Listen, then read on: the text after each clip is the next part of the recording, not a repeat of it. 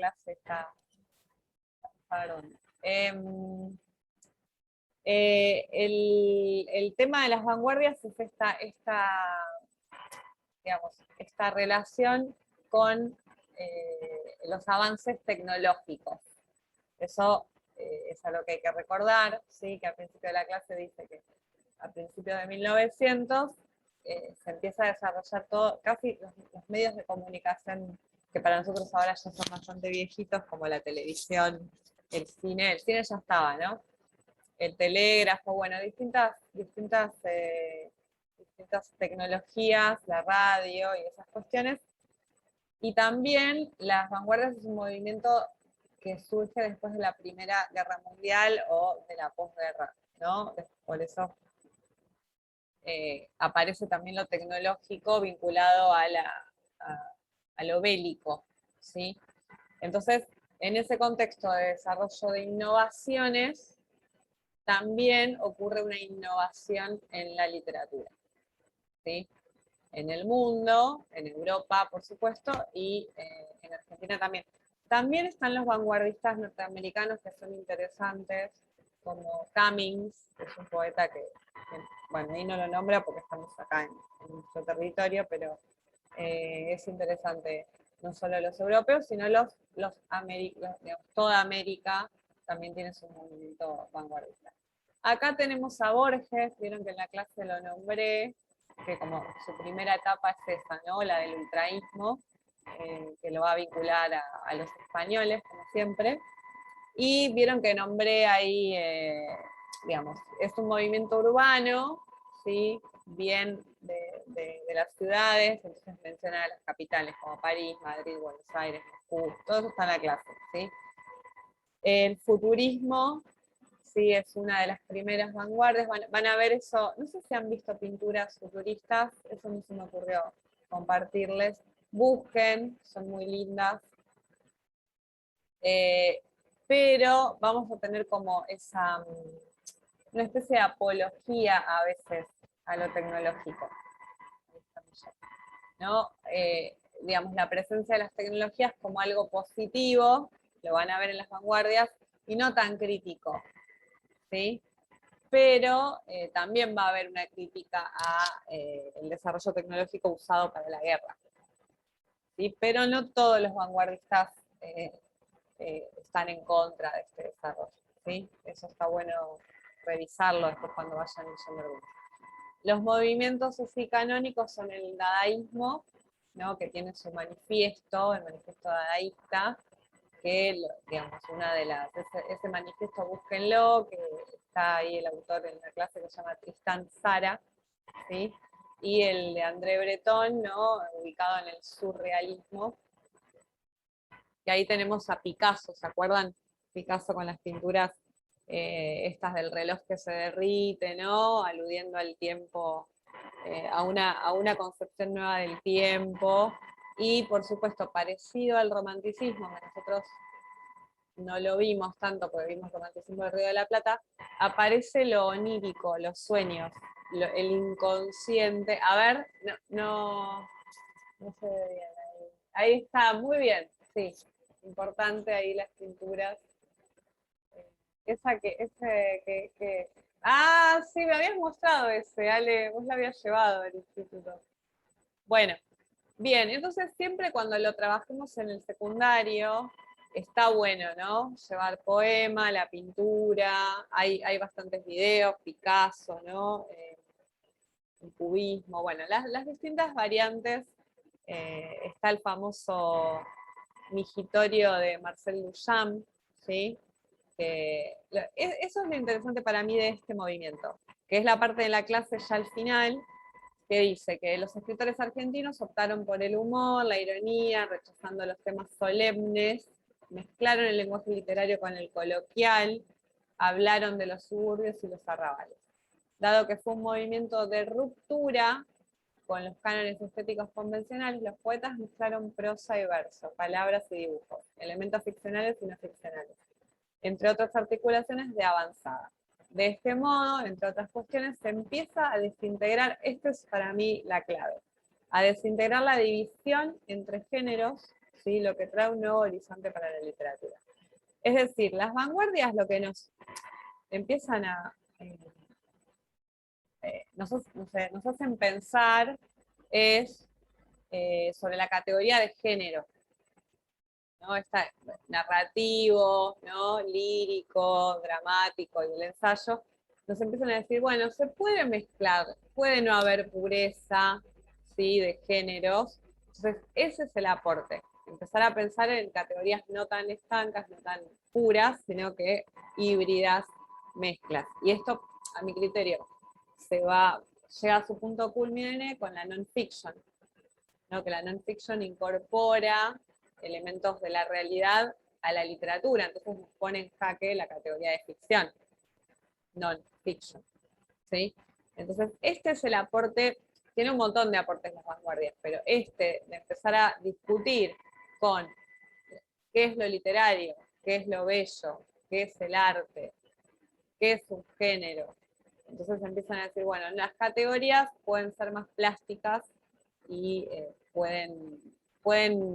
digamos, podemos tener híbridos, ¿no? Por eso cuando, no sé, veíamos, creo que en la práctica, la categoría de modo textual, modo como, bueno, una especie de espectro muy grande que nos permite hablar de lo fantástico, de lo realista, pero no es tan puro, ¿sí? Nosotros cuando lo vemos en el secundario, damos las categorías puras, o sea, intentamos y después les decimos a los estudiantes que, bueno, los estudiantes nos empiezan a decir, pero este puede ser así, puede ser así, sí, no es tan claro. Entonces acá empieza en 1900, en 1920, en 1910, a discutirse las categorías de género a partir de la vanguardia, a discutirse la categoría de lo estético, del arte, a partir de estas personas que empiezan a problematizar la tradición poética, eh, que era, digamos, el modernismo, ¿se acuerdan hasta el momento? Y los vanguardistas son los que dicen que hay que salir de la Torre de Marfil, en la que se ubicaban los modernos, cuyo lenguaje era, ¿no? Muy elevado, muy, digamos, tomando de lo griego, del latín, demasiado poético, y bueno, ellos empiezan a decir, bueno, podemos hablar de un inodoro, porque la cuestión es, ¿qué es el arte? Parezco Marta Minujín, pero la pregunta de las vanguardias es ¿qué es el arte? Que es la pregunta de siempre, ¿qué es lo bello?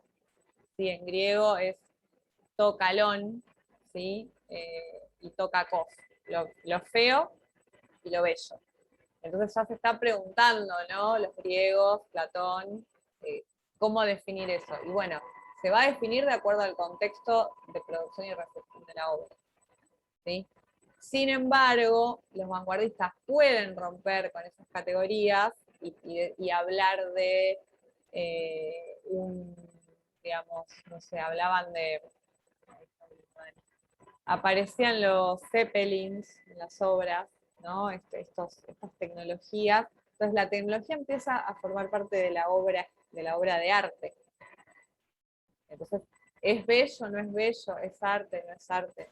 ¿No? Esa es la discusión. Y ahora, que para mí ahí estaría bueno hacer una relación, un linkeo, ahora está ingresando lo popular, recién ahora.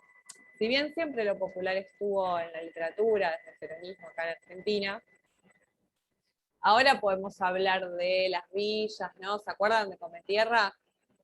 Fíjense lo que es Cometierra y compárenlo con Cortázar, que no está tan alejado, para ver qué operación está ocurriendo. Es también una operación de ruptura, ¿sí? Bueno, no mucho más. Lo que me gustaría hacer es ver el poema. ¿Pudieron ver los poemas de Girondo? ¿Están ahí abajo? Lo voy a compartir. Vieron que ahora siempre la onda es compartir, es como la moda del Sí, profe, el que me encantó, fue Las chicas de Flores. Ah, bueno, vos leíste ya. Vamos a ver acá un poco los dos que yo subí. Hola, Sí, Ale, te escucho. ¿cómo? No, ¿quién está hablando? Vivi. Estaba medio robotizada la que habla. Vivi.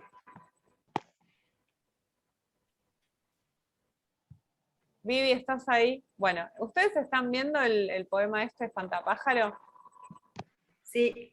Bueno, brevemente como para ver qué podemos pensar, porque es larguísimo para pensar, pero pensemos algunos ejes. No sé si pudieron pensar este, que es un caligrama, ¿se acuerdan? Son los poemas figura, típico de la vanguardia, ¿no? Que empiezan a jugar con la forma, con el espacio de la escritura. Y acá tenemos a Girondo con el Espantapájaros, que así se titula. No sé si tienen los libros de Girondo, pero acá está, es este, ¿no? Uno de los más 20 poemas, ¿sí?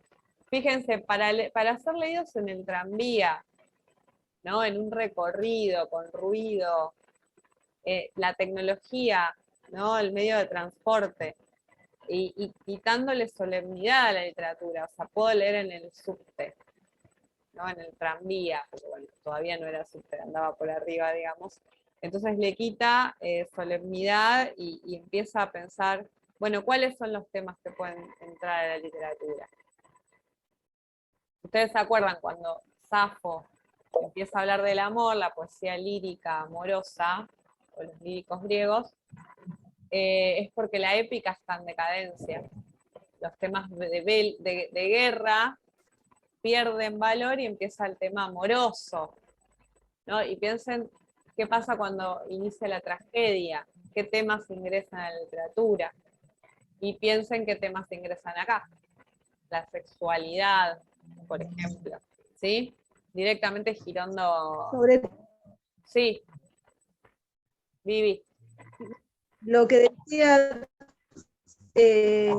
sobre Girondo es que acercaba la literatura a todo el mundo. Era para todos, no era solamente para un sector. Bien, muy bien. Ese tema, después igual recuerden ¿Se discutir. me escucha, profe? Sí, está medio robotizada, pero sí, lo que dijo, lo escucharon, esta idea de que, bueno, no discuten con el modernismo, ¿no? O sea, que es una literatura más elevada, para decirlo de algún modo. Acá ingresa lo popular y los temas, ¿no? Lo cómico, la vida cotidiana, ¿sí? Sin embargo, que esto es para mí la diferencia, es que sigue siendo, pertenece a la clase media. La palabra le pertenece a esa clase. Podemos discutirlo después con Roberto Art. Sí, Ale. Porque él está en el grupo de Florida.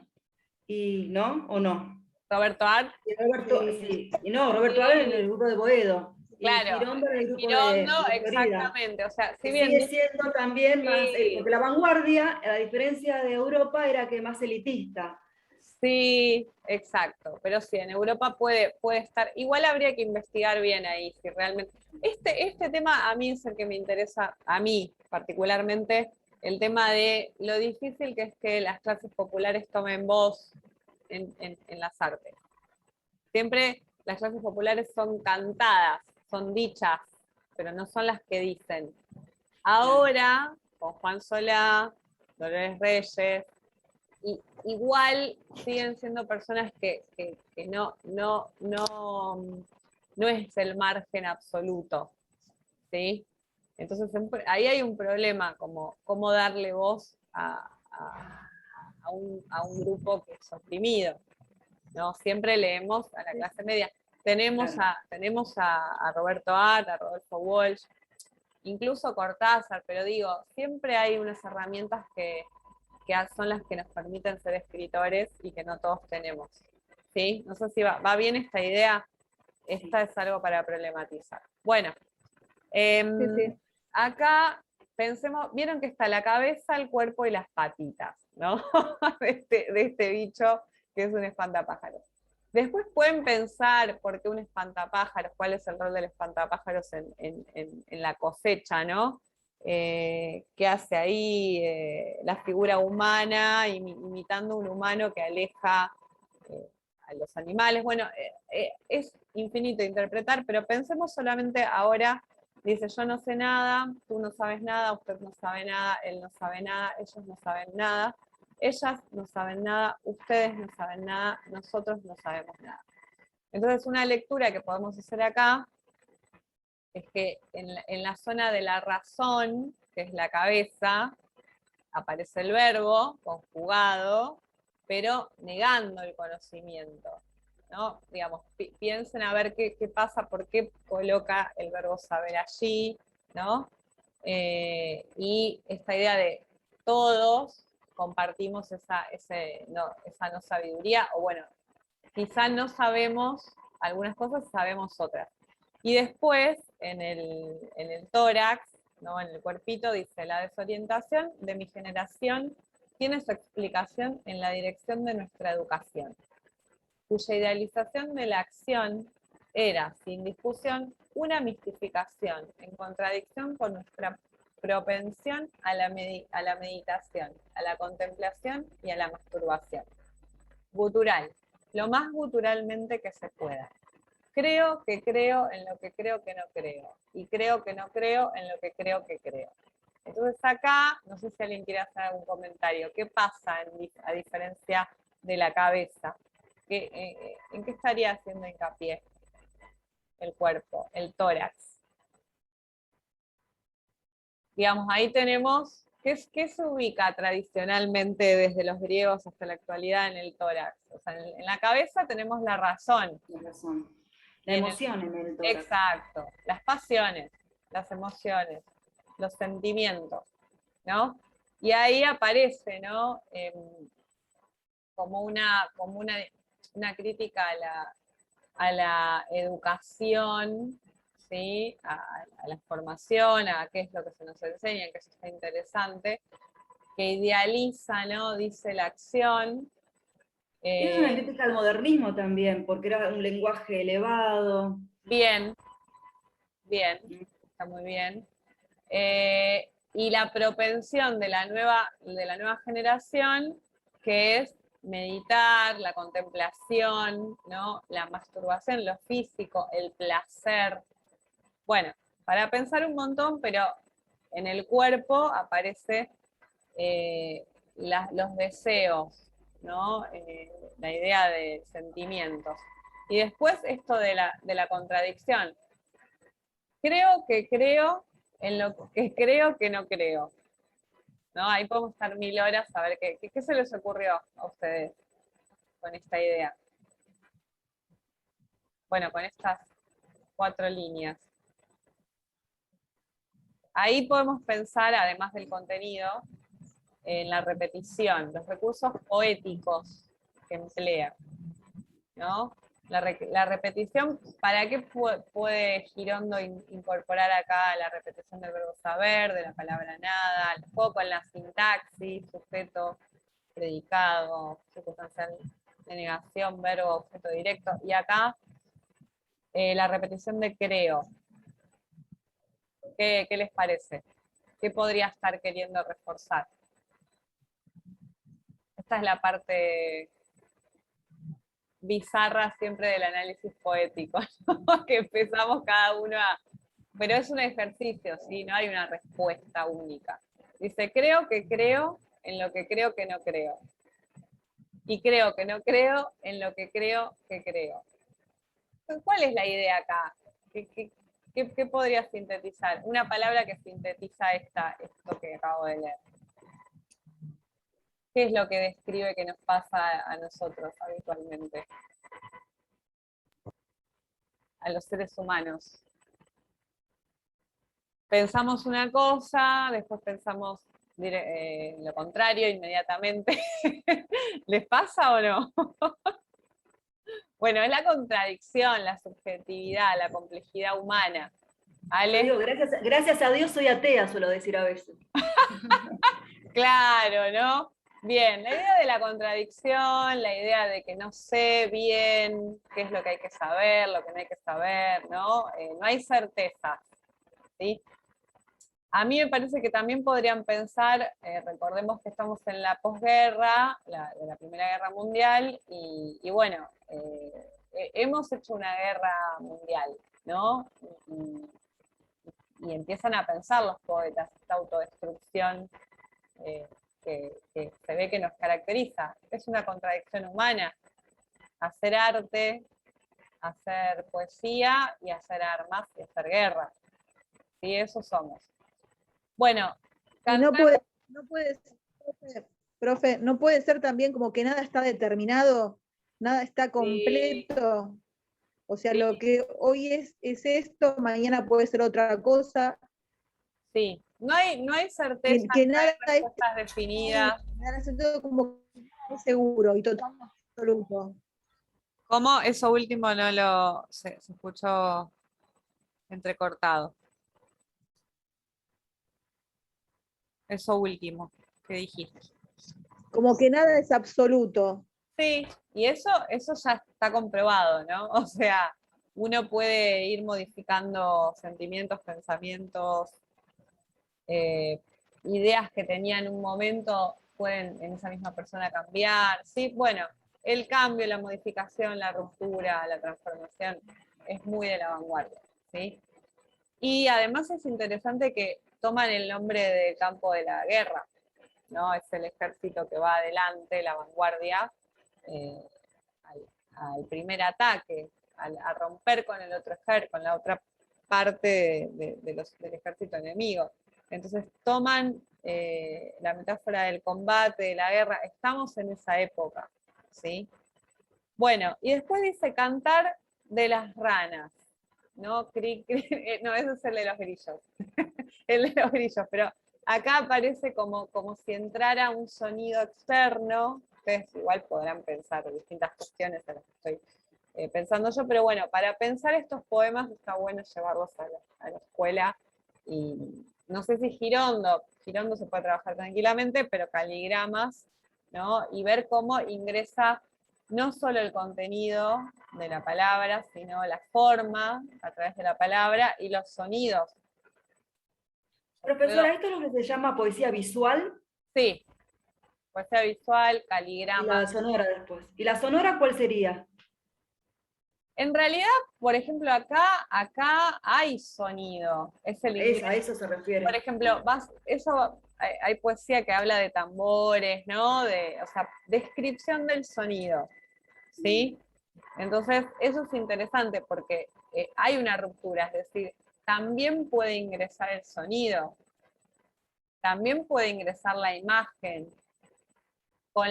Se entiende, la palabra no es solo la palabra escrita en su estructura más canónica. La palabra también puede formar una imagen, puede formar un sonido, van rompiendo con las categorías más tradicionales, ¿sí? Y acá podemos leerlo horizontalmente o verticalmente. Verticalmente sería y subo las escaleras arriba y bajo las escaleras abajo, ¿sí? Lo pueden ver. Allí está, aquí no está. Es muy gracioso. Es muy gracioso trabajar esto con los estudiantes de secundario porque piensan que Girondo estaba drogado o ebrio, pero no, está jugando con la estructura y está diciendo, bueno, podemos hacer. Ahora quiero que me digan por qué dice esto justo en las patitas o en las piernas, ¿no? Allá está, acá no está. Y subo las escaleras arriba y bajo las escaleras abajo. ¿Qué les parece? ¿Por qué justo aparece esto en las patas del La idea de espantajo? movimiento. Muy bien, el sonido y la idea de movimiento en las piernas. El pensamiento, el sentimiento, el movimiento. ¿Ven? O sea, Sí. es decir, la semántica, la pluralidad de sentidos, no solo se da con la semántica de la palabra, sino con la estructura del poema, ¿sí? La Le dio forma. vida al espantapájaro también así. Bien, le da vida a la Y palabra es sentido. estática también, ¿no? O sea, por excelencia está ahí plasmada en una hoja. Bueno, y acá aparece el sonido, el movimiento, el sentimiento, ¿no? El corazón, es decir, lo vital que puede aparecer en un poema. Hay de todo en el poema, ¿sí? Pero para que ustedes vean algunos ejes. Y además, fíjense que primero está la conjugación del verbo saber negado, ¿sí? Y después la siguiente palabra es la desorientación, ¿sí? Fíjense la rima, bueno, hay de todo, aliteraciones, rimas, encabalgamiento, todos esos recursos aparecen también acá. Para pensar en, digamos, no hay certezas, no, todo lo dicho antes puede ser de otro modo, ¿sí? Entonces, con este poema hay también un manifiesto de qué es lo vanguardista, qué es lo de ruptura, ¿sí? ¿Vamos bien? No es muy confuso. Y también, profe, yo veo diálogos con otras estéticas. Por ejemplo, yo no sé que no sé nada. ¿Quién lo decía? Bueno, Había es, un Platón, yo creo no, que es Sócrates. Sócrates. Sócrates. Sócrates. Sí, Yo es clave, nadie sabe nada. O sabemos, el conocimiento va modificando, va cambiando, ¿no? Es discutible. Sí, sí. Y la idea de creer, esto de, bueno, uno cree lo que le parece, ¿no? O sea, hasta cree cosas que nosotros mismos acá creemos en cosas diferentes, ¿sí?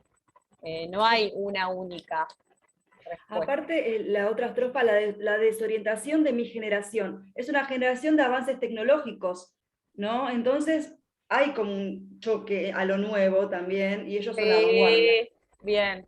Sí, sí. Imagínense, eso lo pueden buscar, lo que significó para la gente, por ejemplo, con el cine, esto es histórico, es anterior el cine, pero había una película que duraba segundos, que la pueden buscar en internet, que era la llegada del tren. La gente que estaba en el cine viendo la llegada del tren salía corriendo, porque pensaba que el tren los iba a chocar.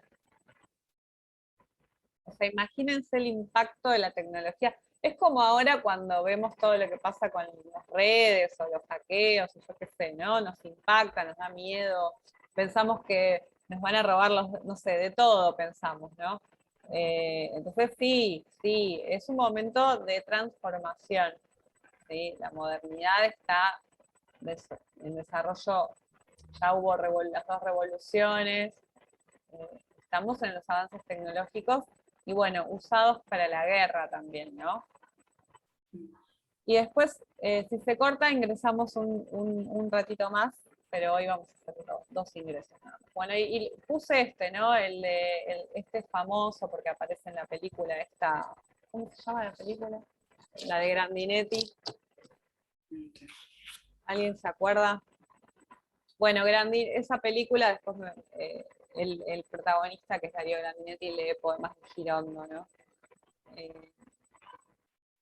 Creo que no te vayas, creo que es no te vayas, sino decime a dónde vas, una cosa así. Bueno, y acá este poema lo voy a leer y ahora sí ustedes me van a tirar algunos ejes para pensar. Espantapájaros 1. No sé, me importa un pito que las mujeres tengan los senos como magnolias o como pasas de higo. Un cutis de durazno o de papel de lija. Le doy una importancia igual a 0 al hecho de que amanezcan con un aliento afrodisíaco o con un aliento insecticida. Soy perfectamente capaz de soportarles una nariz que sacaría el primer premio a una exposición de zanahorias. Pero eso sí, y en esto no soy irreductible. No les perdono bajo ningún pretexto, perdón, y en esto soy irreductible. No les perdono bajo ningún pretexto que no sepan volar. Metáfora, ¿no? Gran metáfora. Después me van a decir cómo compone esta metáfora.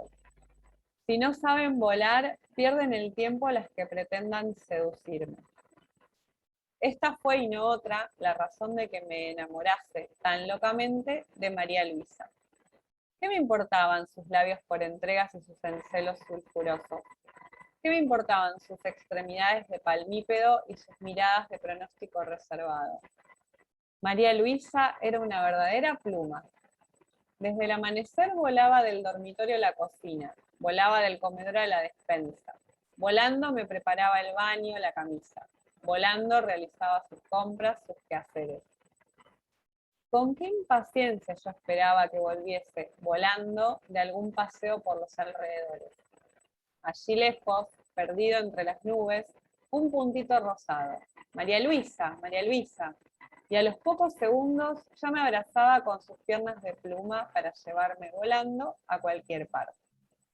Durante kilómetros de silencio planeábamos una caricia que nos aproximaba al paraíso. Durante horas enteras nos anidábamos en una nube, como dos ángeles, y de repente, en tirabuzón, en hoja muerta, el aterrizaje forzoso de un espacio. Qué delicia la de tener una mujer tan ligera, aunque nos haga ver de vez en cuando las estrellas. Qué voluptuosidad la de pasarse los días entre las nubes, la de pasarse las noches de un solo vuelo. Después de conocer una mujer etérea, ¿puede brindarnos alguna clase de atractivos una mujer terrestre? ¿Verdad que no hay una diferencia sustancial entre vivir con una vaca o con una mujer que tenga las nalgas a 78 centímetros del suelo? Yo, por lo menos, soy incapaz de comprender la seducción de una mujer pedestre, y por más empeño que ponga en concebirlo, no me es posible ni tan siquiera imaginar que pueda hacerse el amor más que volando. Este es un gran poema narrado, ¿no? Fíjense, ya nos corremos del verso, de un verso además gráfico, o el caligrama, a un poema narrativo. ¿Sí? Esto es típico de los vanguardistas. ¿Qué nos está diciendo? Ojo con esto de que la poesía es en verso, ¿no? Y esto es lo que yo les decía, un ensayo o un texto argumentativo puede ser poético, porque tiene que ver con el lenguaje, con la articulación sintáctica, con la carga semántica, con la polisemia, ¿no? Con muchas herramientas que una palabra lleva en sí misma, ¿sí? Entonces, bueno, ahora se está por cortar, pero ¿alguien quiere comentar alguna cosita antes de que se corte y volver a entrar? ¿Qué les pareció? ¿Conocían este poema de Girondo? No, me pareció bellísimo, y ya uno empieza a pensar cómo lo podría usar con los alumnos, entonces automáticamente va la maquinita, y también con los caligramas me acordé también de Luquitas Ríos cuando escribió, ¿se acuerdan, chicos? Sobre Macri, y hizo un caligrama y era un gato, era espectacular, me acuerdo que lo borré. ¡Ah! ¡Qué bárbaro! Sí, qué bien, qué bien. Es que este ejercicio está bueno, es un ejercicio de escritura estética típica del secundario, y es muy viable, lo pueden hacer en un tiempo de una hora los estudiantes. También está el cadáver exquisito, ¿sí? Ya se va a cortar, así que ahora lo comentamos. Bueno, dejo de compartir, entramos de nuevo un ratito más. Finalizo.